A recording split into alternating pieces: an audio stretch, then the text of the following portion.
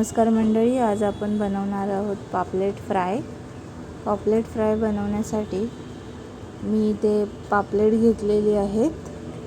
पापलेट व्यवस्थित धुवून, छानपैकी धुवून साफ करून व्यवस्थित कट करून घेतलेली आहे. आता याच्यामध्ये आपण 2-3 चमचे कोकम रस टाकून घेणार आहोत आणि थोडंसं मीठ टाकणार आहोत आणि ह्याला व्यवस्थित लावून घेऊन अर्धा तास आपण हे असंच ठेवणार आहोत.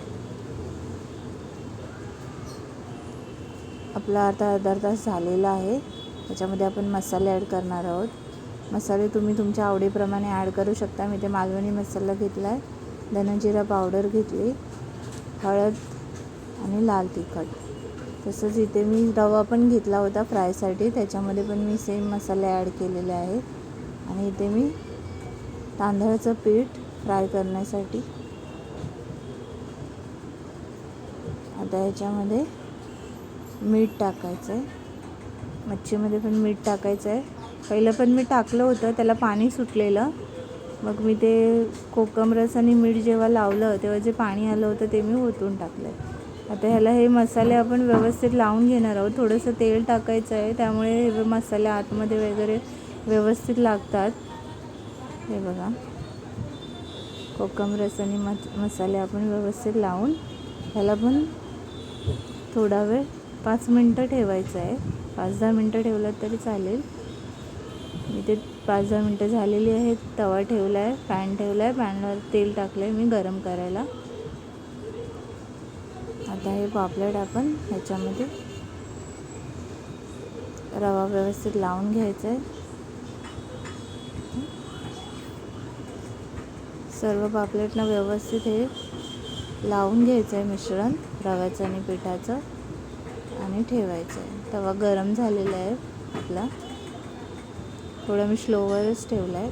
सर्व लावून आपलं ठेवून झालं की फास्ट करायचं थोडा.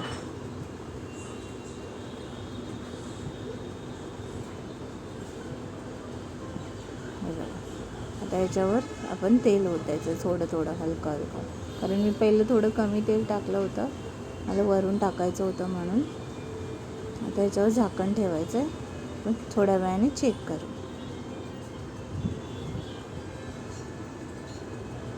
5 मिनटं झाले आहेत. आपण आता चेक करूया.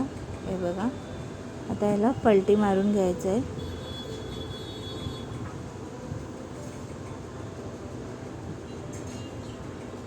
एका साईडने छान शिजलेत आपले पापलेट. आता आपण दुसऱ्या साईडने तसेच शिजवून घ्यायचं आहे.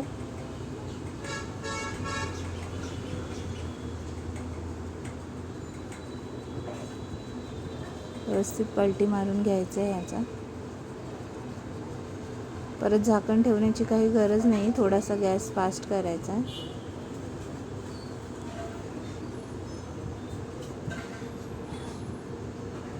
थोडा वेळ शिजलेल, थोडा वेळ झालेला आहे आपले पापलेट आता 10-15 मिनटात रेडी झालेले आहेत. बघू शकता. व्हिडिओ आवडला असेल तर लाईक करा, शेअर करा.